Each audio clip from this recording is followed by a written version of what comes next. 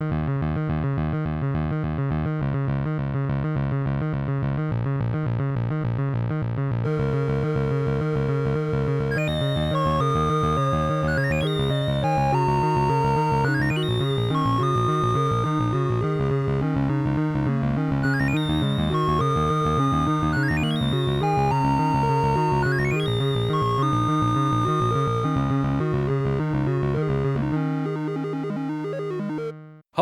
and welcome to the Large and Unnecessary First Player Token podcast. This is episode 78. My name is Chris. I'm Euan.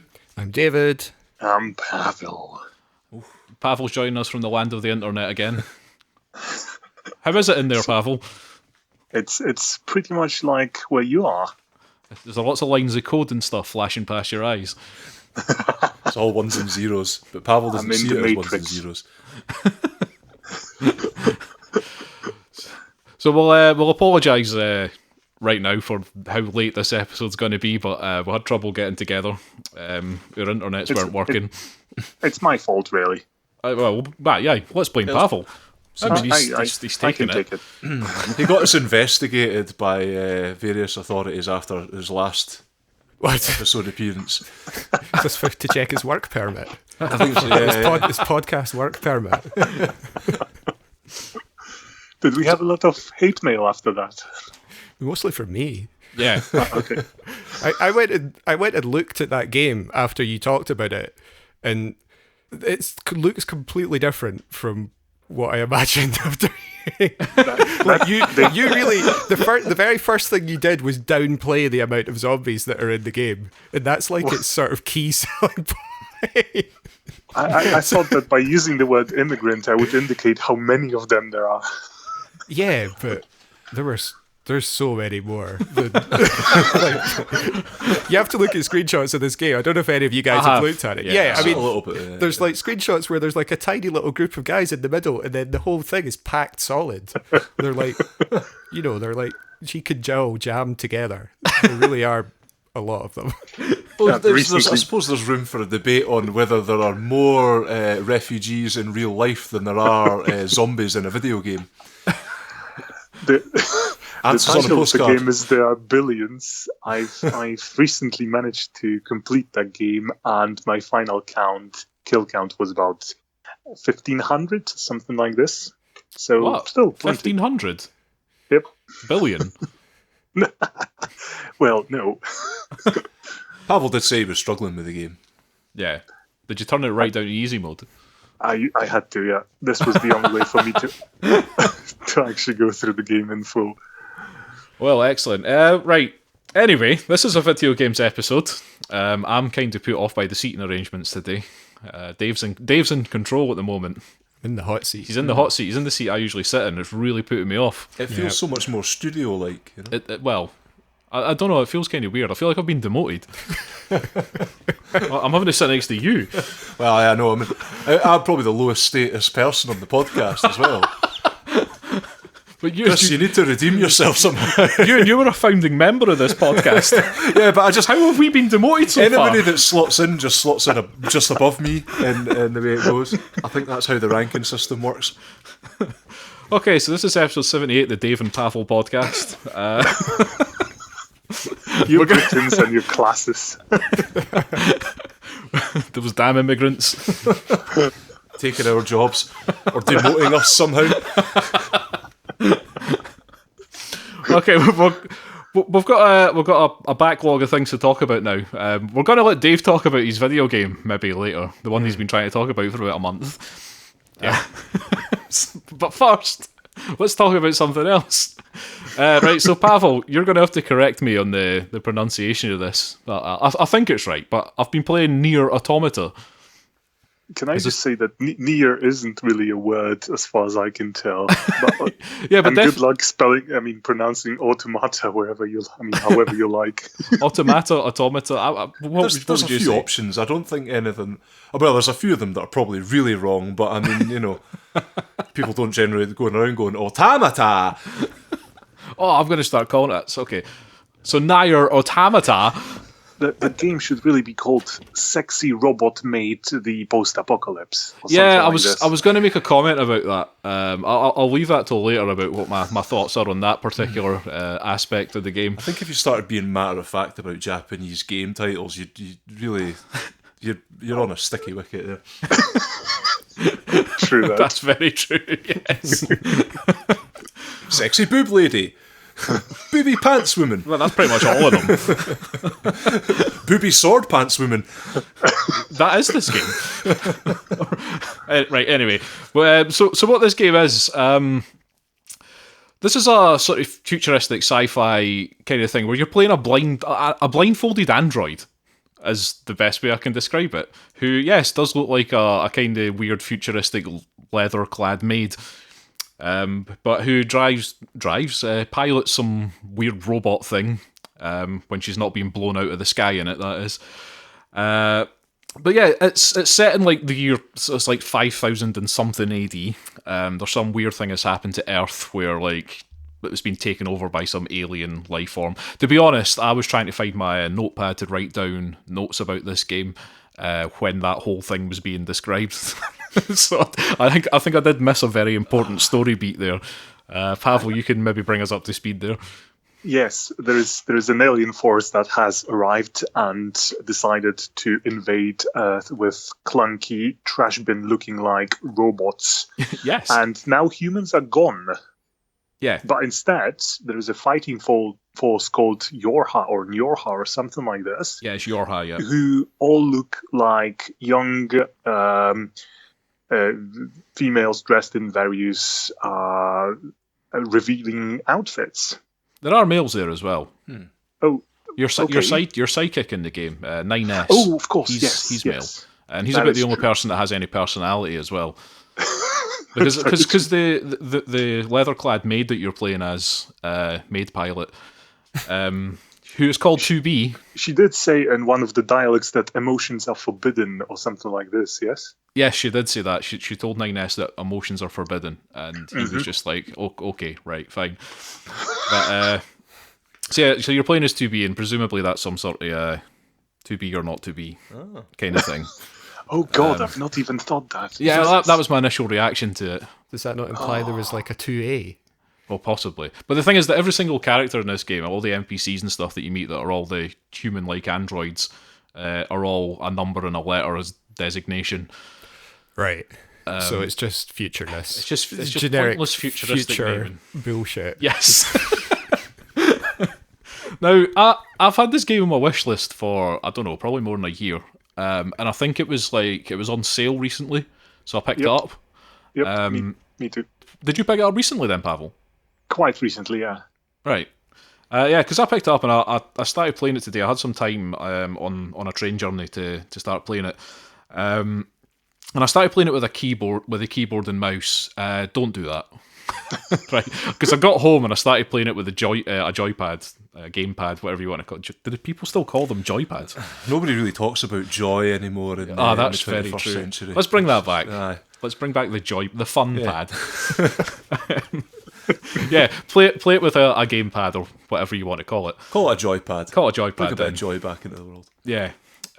Because playing it with a mouse and keyboard was just so clunky and horrible, and the game was clearly not made for it. Because it originally came out in the PS4 and Xbox, I believe.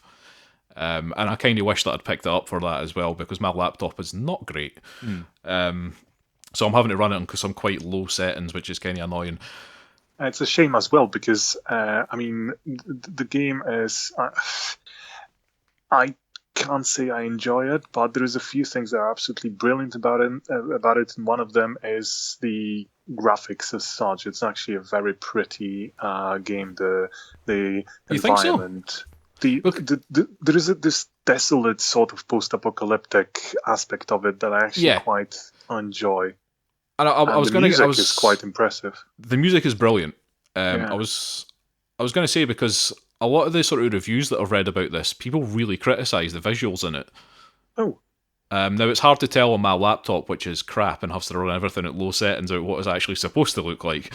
But yeah, people were criticising it. They were saying that was one of the downsides to the game, was that it just looked very generic for a sort of sci-fi post-apocalyptic game. And actually, when you get to the sort of open world part in it, what it really reminded me of when you were going through that area where you're on Earth and you're walking through this sort of ruined Earth, it reminded me of The Last of Us. Yeah, but Last of Us was rich with details, whereas this one is... I'm not starting an argument, Pawel. I'm just saying it reminded me of that.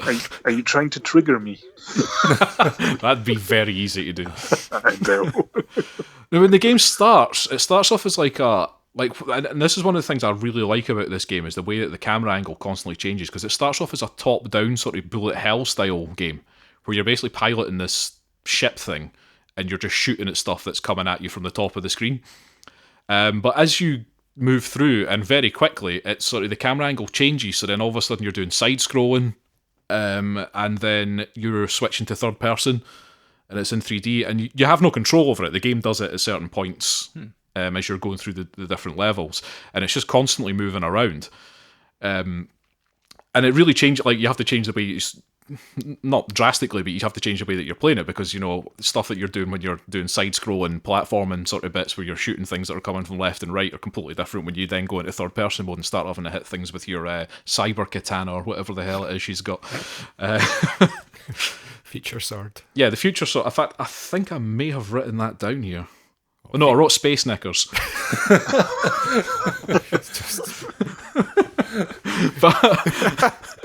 But one of the things you've got, particularly when you've got the top-down bits and the third-person parts, you have a little robot thing that's kind of floating above you, which is called a pod. And you control that with, if you're playing with the joypad, you control that with your right stick and shoot with that, but at the same time you can be controlling the character with the left stick and attacking with the buttons. So you can be attacking in two different directions. One with your robot who's shooting things, and one with the future maid lady with her future katana hacking the shit out of other robots. Now, like I say, I haven't played a lot of it. We've just got to the sort of first... got past the first sort of bit. You can't save the game at all until you get past the first boss, and that takes about an hour, I think. Am I right, Pawel?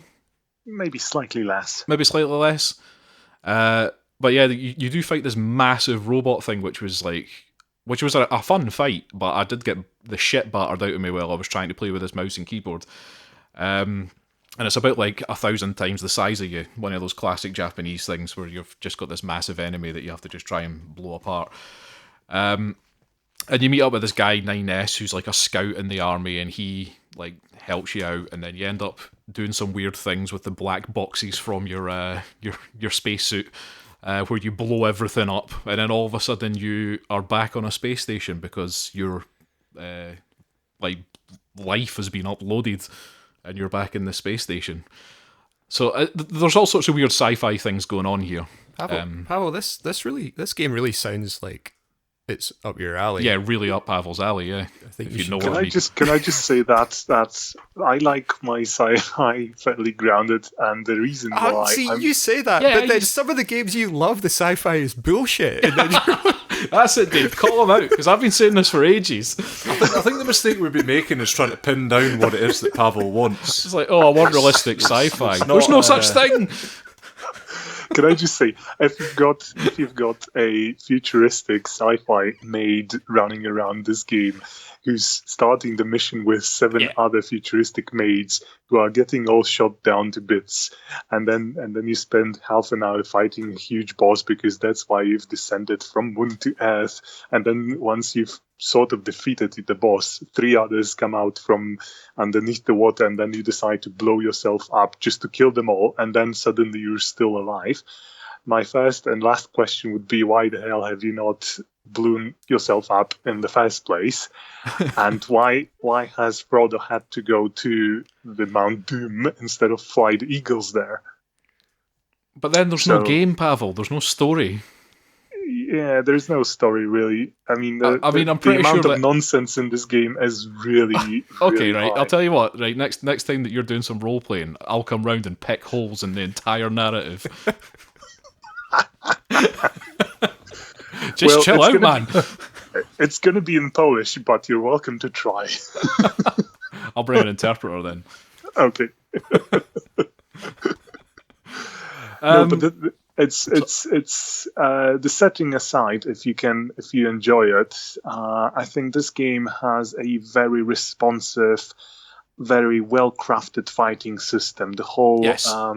This very idea that it's a hack and slash at times and a bullet hell at times, seen from different directions. It's actually quite entertaining. I don't think how it works in the open world section. I mean, all those changes of the perspective, whether you're in a bullet hell from top down or from sides, or whether you're hack and slashing. This was during the tutorial section where you were sort of railroad through various stages of the mission. But then when you get to the open world, it's essentially all of it just It seems perspective hack and slash. It seems so far that the third-person perspective is for the exploration parts of it. And there's going to be these kind of like, I don't know what you want to call them, set pieces or whatever that are just moving between the camera angles and stuff. But definitely that first level where you go through and fight that big boss robot thing, the way that the camera angles changed in that, I really enjoyed that. I thought that was brilliant. And me too. Yeah, exactly. And the fighting bits with the futuristic katana and the shitty pod robot thingy, this is all very slick, very well done. And that's the part that sort of keeps me coming back every time. I think, if I manage to sort of keep a blind eye on the setting, I should be able to just enjoy the game for the fight parts. Now, Pavel, you do have to understand, like, it is a Japanese RPG, and it does have all those Japanese RPG things going on. Yeah, I mean, this is the reason why I rolled in Space Knickers, because I was going to say that, like, some of the moves that you do when you're fighting with that katana, and she does, like, weird cartwheels and stuff that unnecessarily show off her Space Knickers. Under her stupid leather jacket, which is a dress at the same time. Yep. And what are those boots all about that she's wearing? They're like thigh-high boots that are clearly supposed to be stockings. I think that's what weird. Sexy maids are supposed to wear. I've never had a sexy maid, but I think this is the required outfit. Well, other things in the game, there are upgrades. I had a quick look at you've got a little room in the space station. You can buy things at a little console. I made the mistake of going on and being like, because it has things like, here's an HUD upgrade for like showing your health, and I was like, what? Well, surely that's necessary. And then I bought it and then realised that no, you already have that. So now I've got two of them. I don't know what purpose that possibly serves. So I'm assuming that at some point you're going to lose all that stuff. But that's what that's telling me.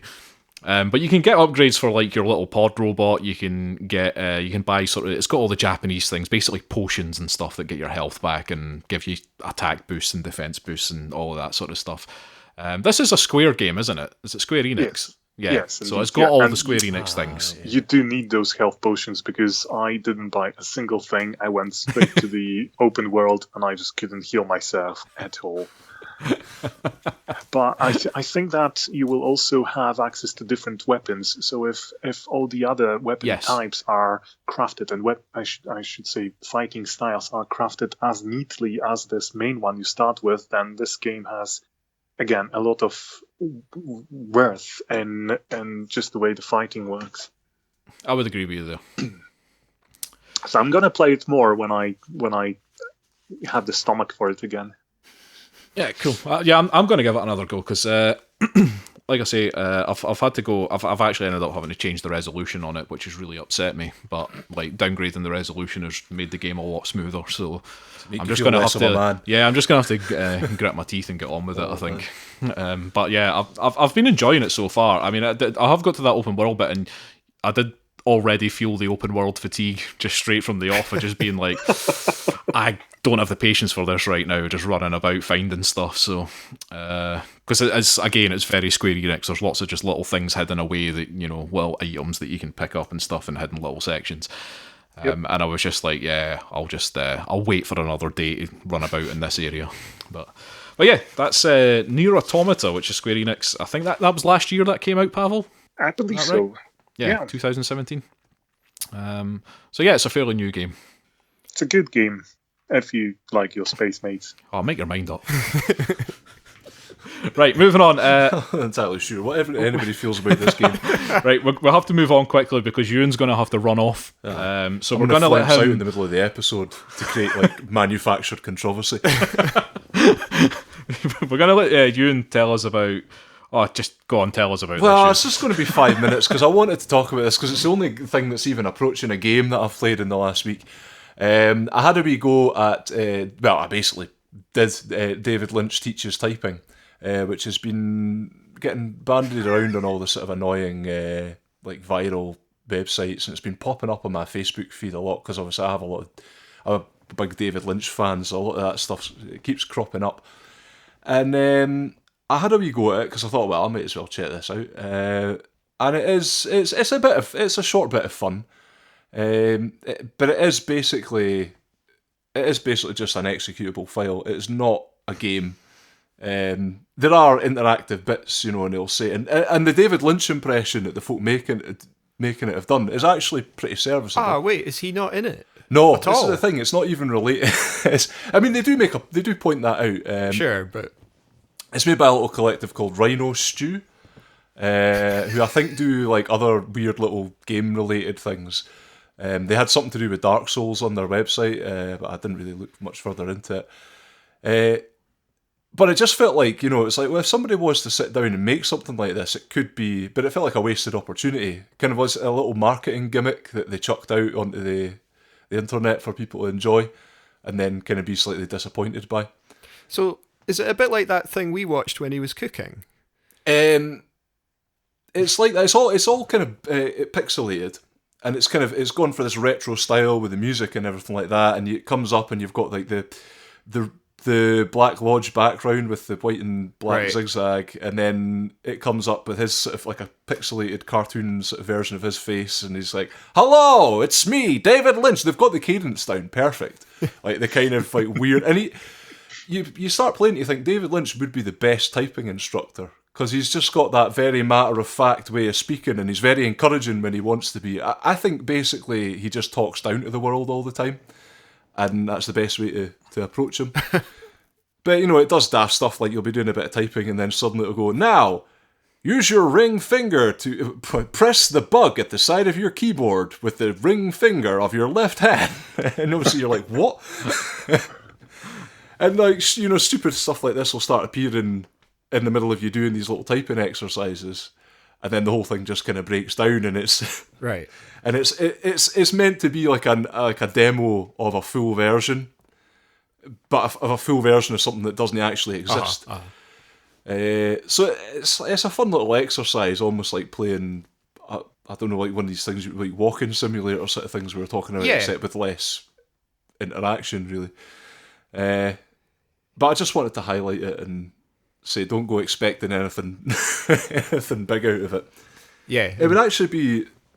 I played it and I was like, this could actually be good. I would happily play a typing simulator narrated by David Lynch, but that's not what they've made. So Does it make any reference at all to the very famous Mavis Beacon Teaches Typing that you're aware of? Not that I'm aware of, because it's been so long since I used Mavis Beacon Teaches Typing that there's nothing specific that pops up. I will remember Mario Teaches Typing. Well, the only reason Mavis Beacon Teaches Typing is very famous, but it's also made by the same company that made the game that we're doing the Retro Games Book Club for. And that's what popped into my made it pop into my head. But we'll maybe come back. It's still going, bizarrely. Yeah, but the software tool works. Yeah. And Mavis Beacon is still going strong. It's not the same. It's not the same person on the front of the box. No, the virtual box. Well, the real Mavis Beacon's long dead. There isn't. Well, interestingly, there wasn't an actual Mavis Beacon. I found this out today. I was going to say, you don't start rumours. That's what they tell you, eh? Mavis Beacon's buried in their crawl space. Oh, that poor woman off the front of the original box that's what's happened. They needed a stock art picture, so they murdered somebody so they could have their photograph without there being any interference. Well, so that's just my 2 cents on David Lynch Teaches Typing. How long did it take you to run through it? To learn typing? Can't have even been about even 5 minutes. I would have genuinely liked some. There were it started typing exercises. It was doing speed and it was going on about the home row and all that sort of stuff. And then it just kind of didn't do any of that. I wanted a bit more of a lead in before you start doing the weird stuff. So, oh well, yeah. So I criticise your stupid wee art project, Rhino Stew, whatever you are, whatever you call yourselves. You probably spent like years on this as well. Write in and let them know, I think I because like typing games, they're still popular. Didn't one come out? I mean, I know there's Typing of the Dead, but something came out recently that's a typing game, isn't there? Yeah, I think you're right. I can't remember what it is, but Which is why I thought this might have been a genuine thing. yeah, It was like there did seem to be like there are other typing. maybe there'll be a Kickstarter for the inevitable Kickstarter. Get David Lynch in to like direct it and generally make their lives hell. Well, thanks, Euan. Yeah, just there you go. That's a bit of chat for you. Excellent. So is that like a recent thing? Yeah, no, it's got to be like in the last month or so. Right. It's popped up. And I think it's just a freebie. Oh yeah, it's just a freebie. You can go at Rhino Stew or like innumerable articles that have spent longer talking about it than it takes to actually play through the thing. I mean, they've got to deconstruct it. Ah, yeah. Well, It's a piece of art. of course. Yeah, they've got to like wow you with their David Lynch knowledge. Well, exactly. All right, thanks, Euan. Well, I'll let you move on, and I'll probably vacate the premises. But thanks for having me. No problem. You can come back next week. Oh, can I? Yeah. Oh, nice. That's if Dave and Pawel haven't fired you. All right, got demoted out of the podcast. Well, cheers, guys. Cheers, Euan. Thanks for coming in, Euan. Thanks. Bye. We'll call you. I'll be waiting next to the phone. Bye. Oh, he's doing a dramatic exit as well. I'm flouncing out. All right, Dave. It's just me and you now. Oh, this is weird. Aye. Well, What? Pawel's not I'm here, here is as it? well. Oh wait, he is still here. Damn. Right. Well, let's let you talk about your game then, Dave. Yeah, finally. Right, well, I mean, a lot of people have been writing in, I'm sure, saying, like, when is David going to talk about Dinosaurs: A Prehistoric Adventure? And I would dearly love to, but it's not going to be this week, unfortunately, because I simply have to talk about Subnautica. Oh no, wait, sorry. I thought you were talking about a dinosaur one. Aww. No, we're not doing Subnautica. Just kidding. See, This Dave, is- that's just what happens when I want to talk about RPG on this podcast. That's always what they do. Honestly, we need to destroy them from the inside. Well, this is going to be... The reason I want to talk about it is twofold. First of all, because this is going to be the second entry in the segment of the podcast that I'm calling... what was it? This Could Be Underwater Love. I'm sure this is the first I've heard about this, Dave. And the second reason is because it exited early access and got its full release, for whatever that means, back in January, which is when I originally intended to talk about it. You're doing well. Oops. So, yeah, what can we say about Subnautica? It's a first-person exploration underwater game with survival elements, crafting, and a fair bit of base building as well. But I would say it is primarily about exploration, because it's not, it doesn't have the sort of stock things that you get in some of these other games, like procedural generation of content, and the survival elements are sort of fairly minimal. But I mean, like when the game starts, you start off, you're in a spaceship which is clearly in bad shape. It's all in fire and various shit, and you immediately hop into your escape pod and jettison from the large spacecraft, and you land eventually in the water, splash down. You climb out and jump into the ocean, and you are presented with this beautiful or gorgeous sort of seascape before you, an alien seascape. And so everything is like bright and colorful. There's all these different fish and different plants, and it's very impressive to look at. And off you go.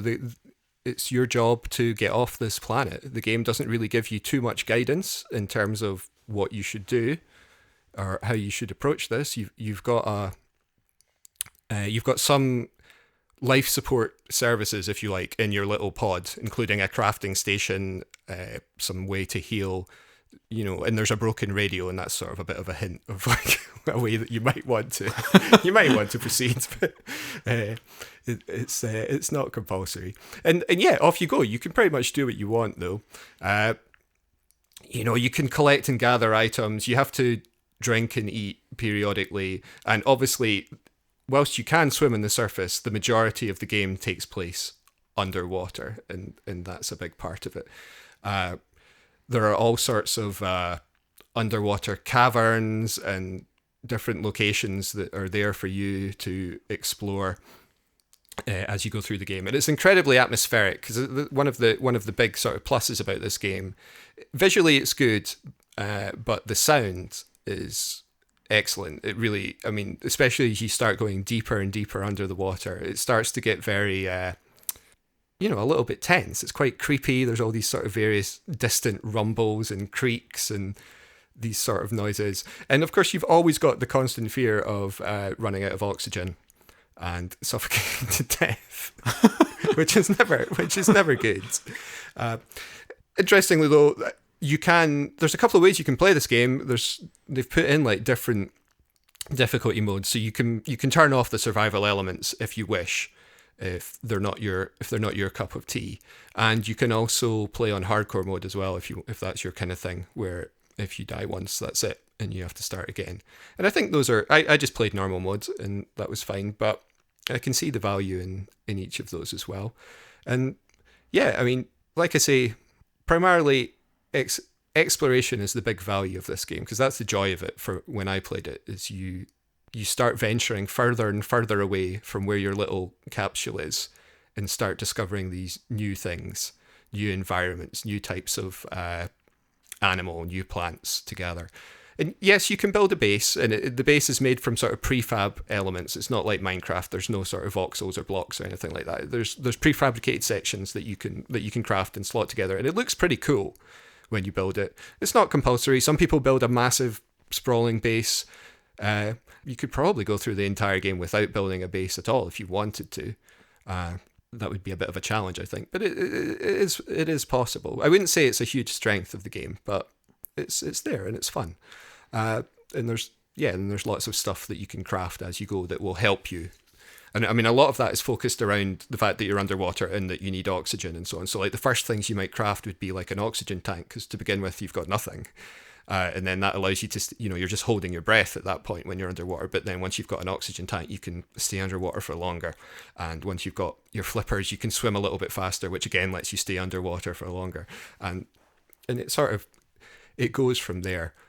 And I would say one of the other things I quite enjoyed about it is I wouldn't call it realism, but definitely when I was playing it, there's all these caverns to explore, and there's that tension of getting lost, because it's very easy, because they all look, and this is like real life. When you're in an underwater cavern, it's incredibly easy to get turned around and lose your bearings and be at risk of just being stuck under there and not being able to find your way back to the surface.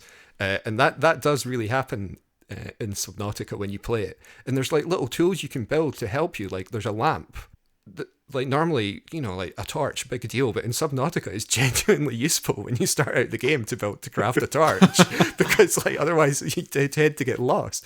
And there's a thing called the dive line, which I think most people who play this game don't use it, but I actually really liked using it. It's like a line.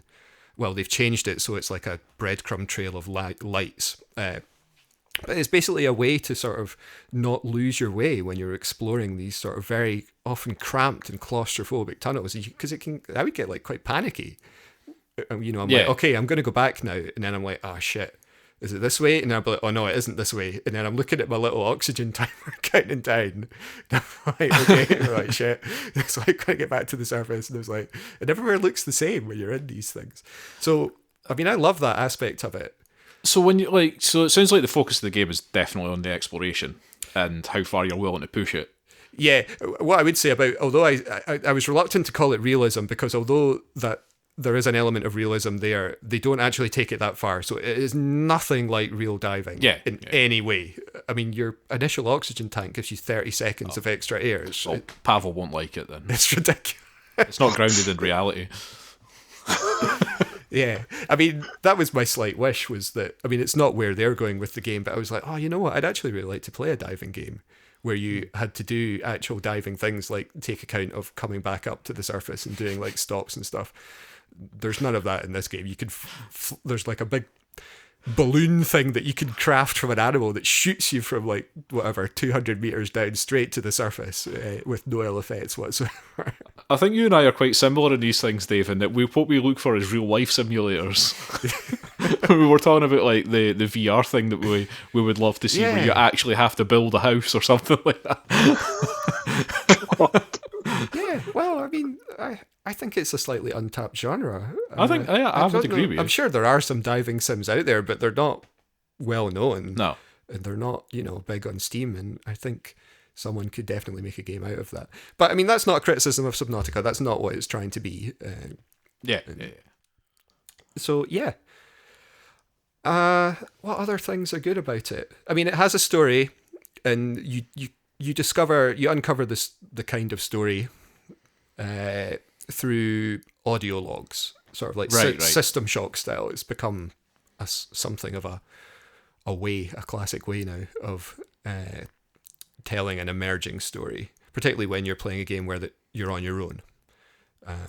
So I mean, that's how it's done, and it works reasonably well, I would say. I mean, it's not a game I would play for the amazing story. You definitely play it for just going to new places. You find a massive cavern and you're like, oh my god, it's a completely new biome and everything looks different, and you're like, oh, maybe I'll build a wee base so I can spend some time down here. And yeah, it sounds fun. And I'm kind of glad to hear. I did consider picking this up at one point, and I'm kind of glad to hear that the focus isn't that much on the base building stuff, especially the way you've described it, because I've got a bit of fatigue for like craft, like those kind of building and crafting games. Some of them are still fun, but I mean, the ones that particularly bother me are the ones that have the prefab buildings and stuff like that, and which is why I particularly liked 7 Days to Die, although you get to a point in that where you've kind of done everything in 7 Days to Die, but at least you had like a lot of customization when it came to building your base and stuff like that. Yeah. So I'm kind of glad to hear that it's more about the exploration in this game than it is about the actual building of a base or anything like that.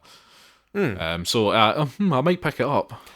Yeah, I mean, there are a few negatives about it. Right, go on, convince me not to pick it up. This game does not look as impressive as it did when I played it. Really?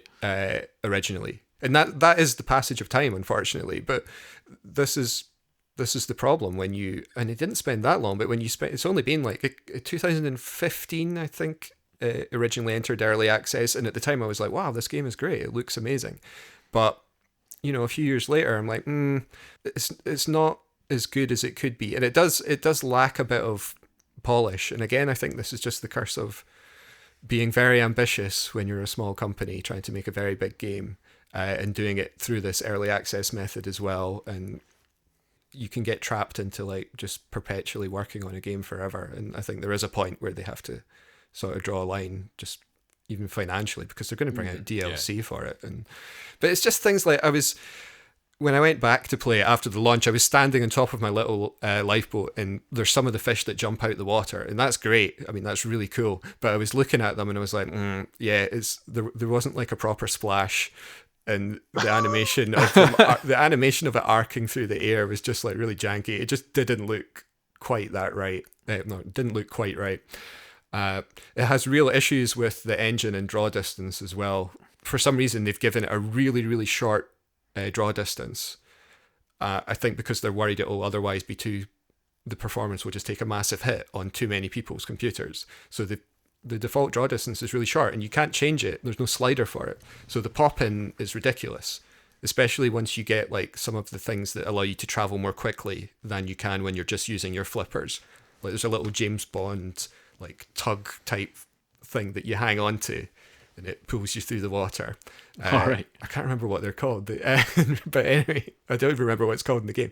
But once you start moving a bit more quickly, yeah, I mean, it just becomes magnified. Like, you fly along, and then it's like, pop, all the plants suddenly appear. And you're like, shit, I'm in like the middle of a forest of kelp, and I didn't even see it a second ago. So, yeah, and like, so I had to adjust the draw distance in the ini files in order to get around that. It's just not that. I think it's not a hugely efficient engine. And again, this comes from, like, they've made it look more complex as time's gone on, but, you know, they haven't kept up and it's not optimized as well enough. And people were really pissed off about this, that, well, I say on the forums and in the reviews of on Steam, that this was still the case and that it hadn't been somehow magically optimized out. But I'm sure they would if they could. I think it's just the limitations of the engine that they are using at this point.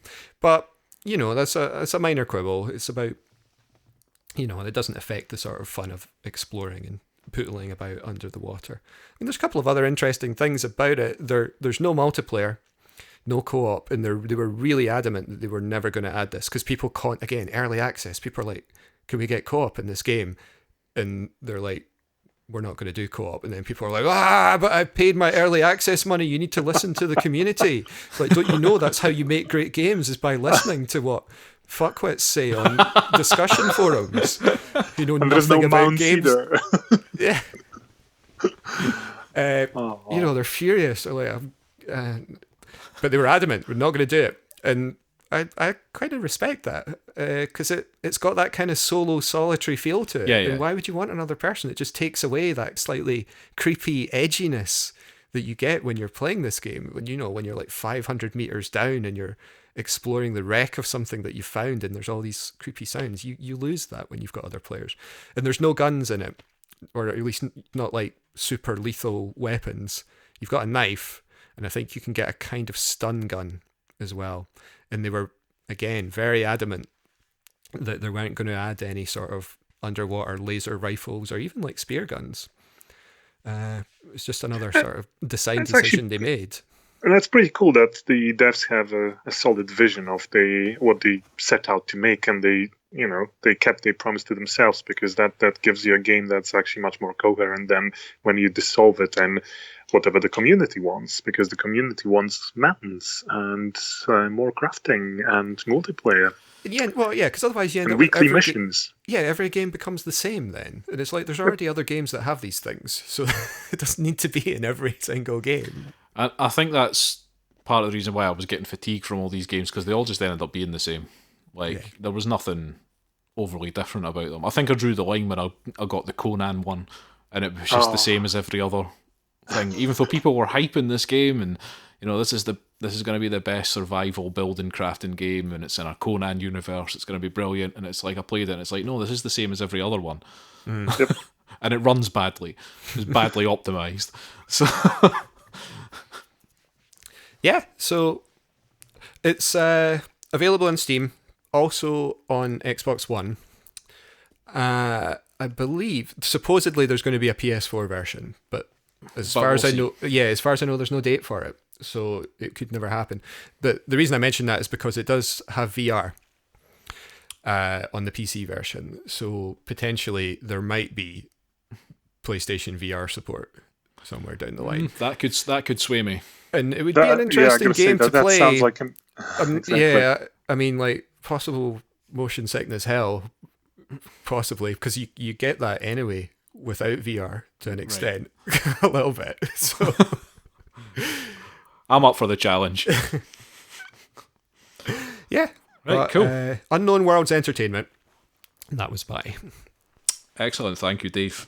Right, now, Pavel, it's your turn to speak. Now, you were worried because you're going to talk about Alienation, and you were worried that we'd talked about this before on the podcast, which we have, because I played it a while ago, but it was actually in episode 19, so it was a long time ago.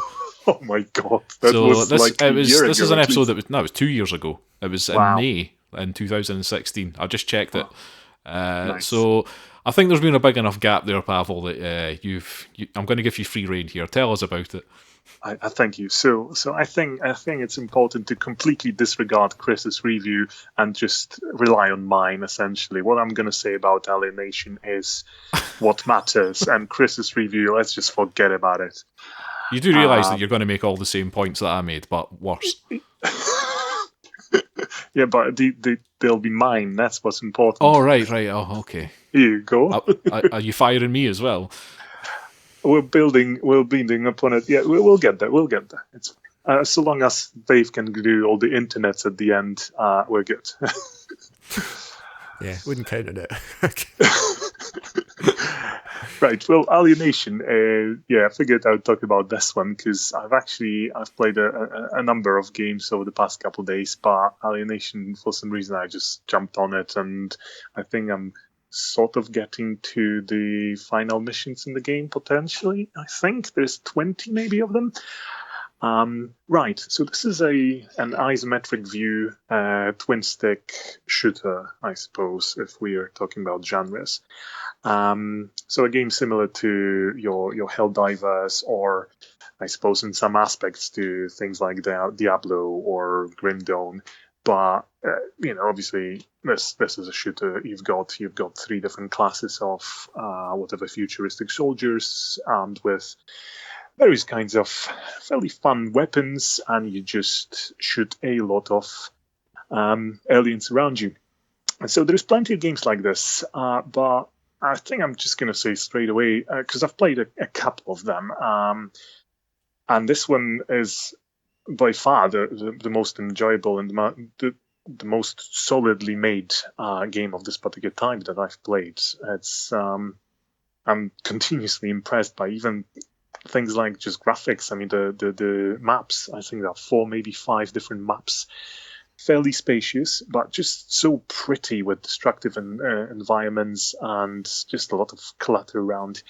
The enemies, which is important in this sort of game, are like impressively numerous, and what they can do. Sorry, not in terms of just quantity, although there will be times when there's a shitload of them on screen, but in terms of variety, the way they fight you, what they can do is very nicely varied, and you have to adapt your tactics really fast in order to cope with some of the danger they represent, especially on proper difficulty levels. So a lot of games are trying what this game is also doing, but this game is just doing it well. It knows what it should be, and it just focuses on it. So the action as such is just slick. The controls are very responsive.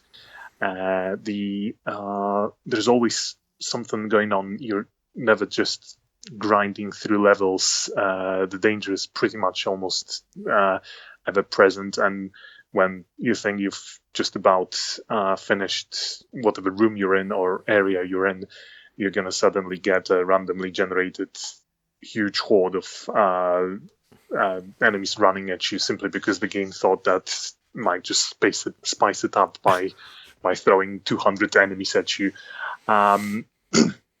There is some story. I'm going to say I've not really read or listened to what the NPCs have to say. I know. What? It's just one of the... You, Pavel. This is a twin stick shooter, and you're fighting aliens. It's as generic as it could be in terms of story. I mean, Earth's been attacked by aliens, and you just shoot them. So this game is all about gameplay, and I think it's doing it really well. There you go. I don't know. I'm having problems with this, Pavel, because I'm pretty sure the first game we talked about, it was a similar situation, and you were moaning about it. Yes, I'm a mystery, Chris. There's never. I wouldn't call you a mystery. You're just a pain in the arse. Come on. There you go. You're just here to cause trouble. I keep comparing Alienation to Xenonauts, I think that game was called. Wait, what? What? Seaman Arts? No, Xeno. Oh God, sorry. Oh, Xenonauts. Or Xenonauts. Xenonauts. Xeno? No, Yeah. I'm gonna remember in a moment. Does everybody what remember that was. great... Sorry, when I say Xenonauts, I Helldivers. obviously mean Helldivers. Helldivers. Yeah. Yeah. Helldivers is a great game. Does nobody remember the twin-stick shooter that on the PlayStation that had Bruce Willis in it? What? What was that? I mean, it wasn't technically a twin-stick shooter because there was no sticks at all at that point on the PlayStation controller, but you played it the same way using the left and right halves of the control pad. You know, you use the buttons to fire up on left and right and so on. Yeah, why does no one remember that? I don't remember what it was called, but there was definitely a game featuring Bruce Willis. I'll look it up. Pavel. Hello. Palace.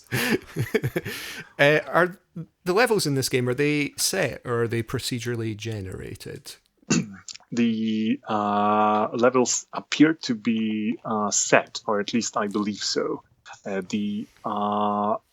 Obviously spawnage is mixed. You're gonna get places where you could expect enemies to sort of creep out from whatever hideouts they're in, and they will. But this is just most of the enemies will be just scattered randomly around the map. There is missions in the game set on those maps, so you're gonna usually go to the same map maybe 3 or 4 times during your campaign. Right.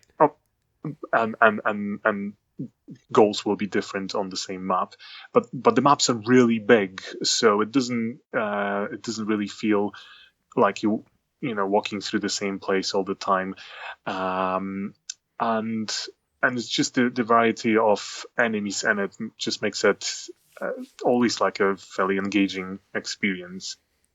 Is there like equipment or skill trees or that sort of stuff in this? Not as much as what you'd expect from, say, Diablo, for example, which is a... Oh, for sure, but I wasn't expecting that much. Yeah, but again, more. I keep comparing to Helldivers, because in my opinion, this game does almost everything better than Helldivers. So, in Alienation... Wait, is it co-op? Oh god, yeah. By all means, I'm playing it solo because Chris said he never wants to play it with me because you never invited me, Pavel. And also, you hate me, so... I've never even used the invite another player button in any game I ever played. You're going to have to at some point. In fact, let's play this tonight, me and you. That sounds good. Okay, let's. I mean, I play World of Warcraft solo. Right. What, do you just not connect to the server? No, there's just players talking to me and I pretend I, ignore them because they're not NPCs. They just whatever random things. We don't want that. Well, I bet you go and talk to the NPCs, though. Of course. They're the proper people to roleplay with the NPCs. What if they want to buy some of your sweet loot and you're just ignoring them? I know, it's terrible. I've been playing a bit of Path of Exile, and this game is so strange and foreign to me, but one of the things I've been attempting to do in this game is buy something from another player, and you would think that would be easy, but for some reason, not in Path of Exile. It's incredibly obtuse the way you have to do it, and you have to do it all in person. So I've been messaging all these people, and I have yet to get a single response from anyone. Just Path of Exile. Ignored by all of them. But yes, anyway. I noticed this game is very grey. I was looking at the screenshots of it. There's a lot of grey going on in this. Oh, no, no. It's set in the future? No. You're gonna have different maps. So there's I can see. I can see there's different maps. Snowy Ukraine surroundings with lots of junk and stuff like this. But you're gonna find yourself in like lush jungles of whatever Brazil, or you're gonna find yourself on spaceships. Yeah, but it's very dark. muted though. It's not colourful, this game. There is a sort of common. But then, I mean, that's probably a good thing, design-wise, that there is some sort of common link between the visuals of all the maps. It's not really not really a And complaint. sorry, just to It's good to know just that answer your- you still go to Snow World and Jungle World, and that we're still perpetuating this nonsense. Is there also a world with lava or possibly fire? Maybe there is some hotness in the game, yeah. Yeah, like maybe a forge of some sort that you go to with like. Incidentally, that game I was talking about with Bruce Willis is called Apocalypse, and the first level is set in that kind of. It's like a robot factory, and there's like fire and robots and shit everywhere. There you go. Obviously. So, sorry, just to answer your initial question, yes, each class has skills they can use, 3 passive, 3 active skills, and they definitely add a certain element of utility and survivability to the way you play those classes. I am yet to try. I've just been playing as one of the classes, which is sort of healing/support class, which is what I tend to do in games like this.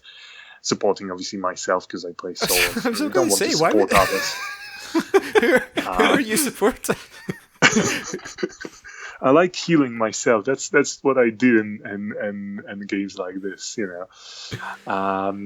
But it's definitely a co-op game, and it seems to be made with co-op in mind. So once you finish the game, you essentially just replay it.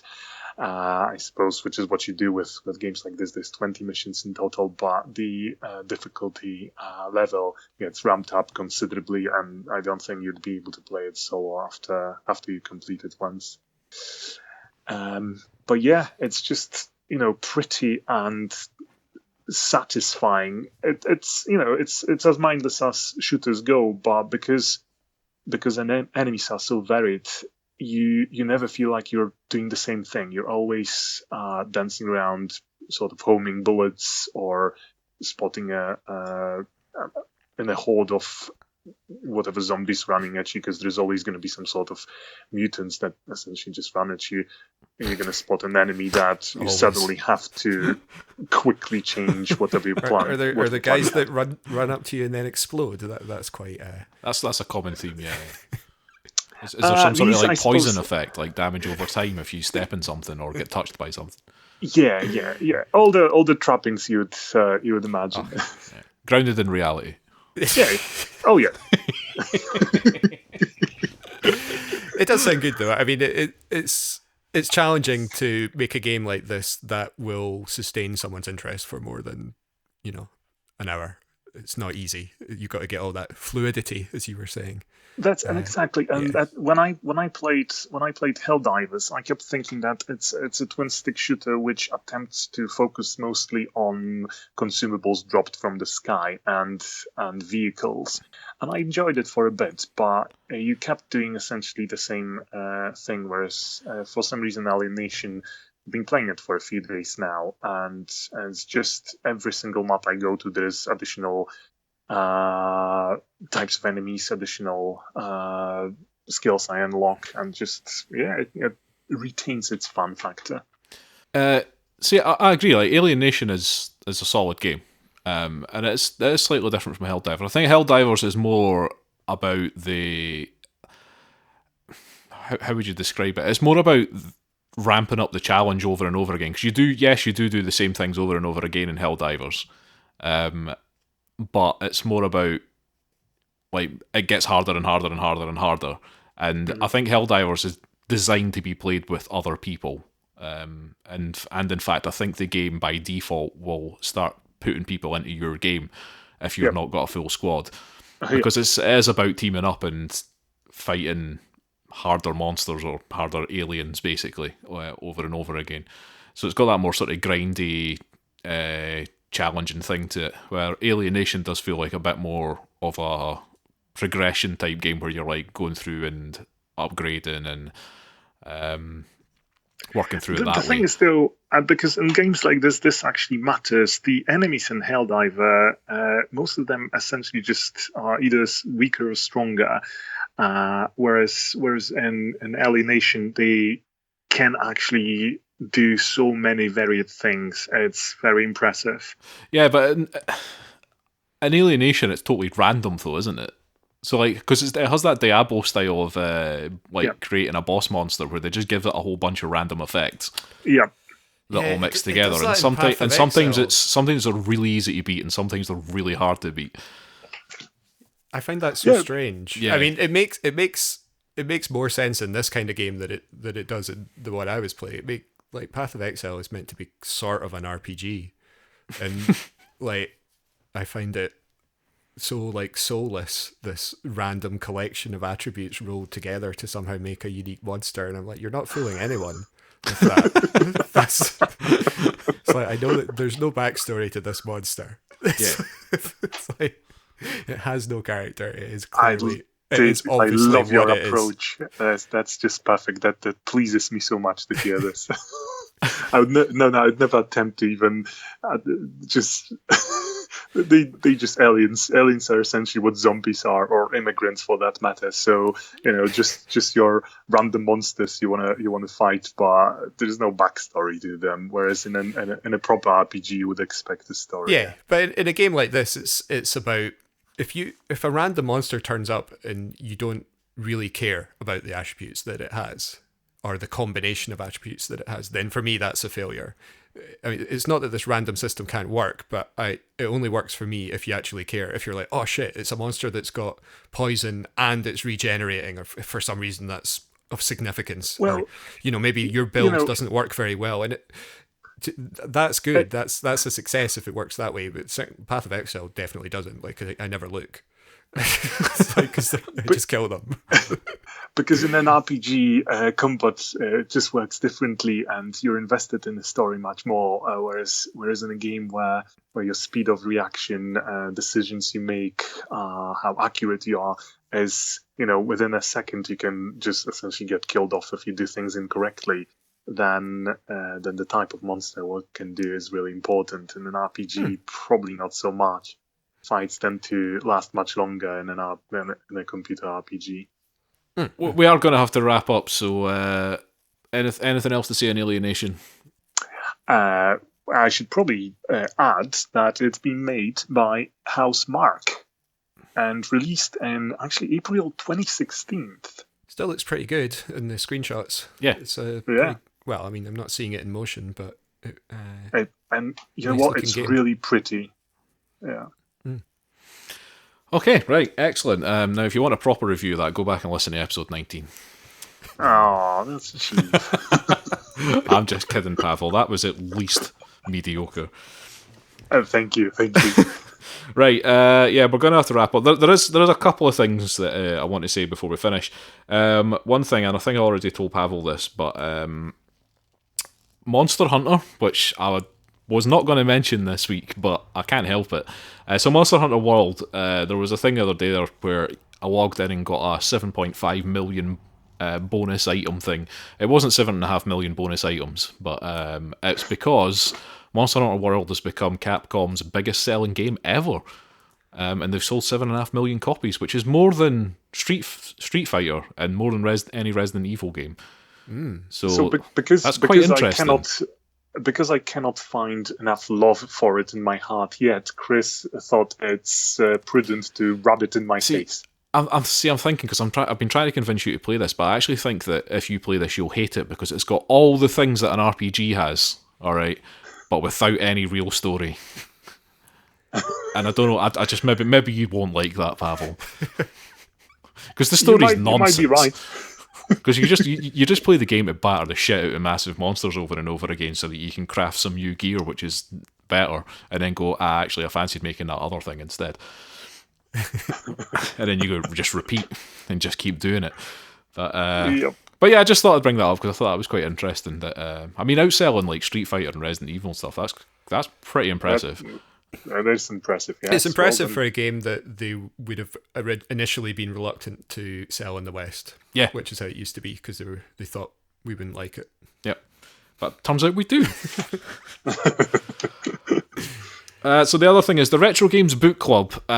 We have Life and Death, which is an old Atari game, which is basically a doctor simulator, and a very realistic one for a game of its time. Yes. Anyway, we might talk about it this week coming.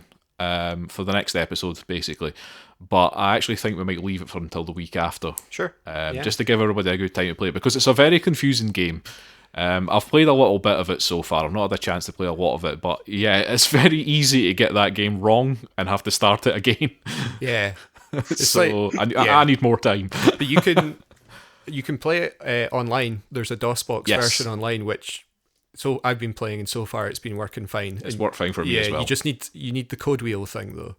What are they? The beeper pager? The pager thing, beeper, they call which it. is the license protection thing, isn't it? Yeah, it came with a little wheel with phone numbers, so you need to Google for life and death beeper codes or something, and you'll find those. You'll get it. I was easy to find.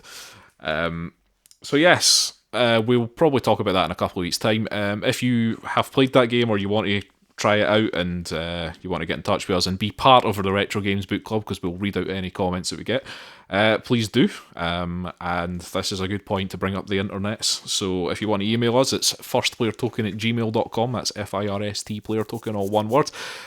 You can find us on Facebook, Twitter, SoundCloud, iTunes, YouTube. We have a PSN community. We have a Discord. Now all of that is First Player Token or the large and unnecessary First Player Token. The exception being Twitter, which is @1ST Player Token. That's once player token. Thank you, Dave. Well done. I was wondering if anybody was going to take Euan's place there, but excellent, well done. The Discord is, if you go to discord.me/firstplayertoken, again FIRST, you will find that. My Twitch username is Unnecessary Chris. I did stream some Monster Hunter World last week because I felt that I'd been dropping the streaming ball lately. So I decided to pick it up again for a bit. I might stream some more of that, I might stream some Fortnite or something, but I think a lot of my streams for the next wee while are probably going to be PS4 streams. There are reasons for that, but I'm not going to go into it. And we are part of the Podnose Network. The UK's leading independent podcast network. Well done, Dave. You're right, we should fire you. Completely redundant now. So that's a network of podcasts that we are part of. If you want to check out any of the other podcasts, and they're on a variety of topics, you can go to podnose.com and check that out. So this has been episode 78. We'll be back next week with probably another video games episode, depending on what we play this weekend. We'll see how we get on with it. But until then, thanks for listening. Bye. Bye. Bye.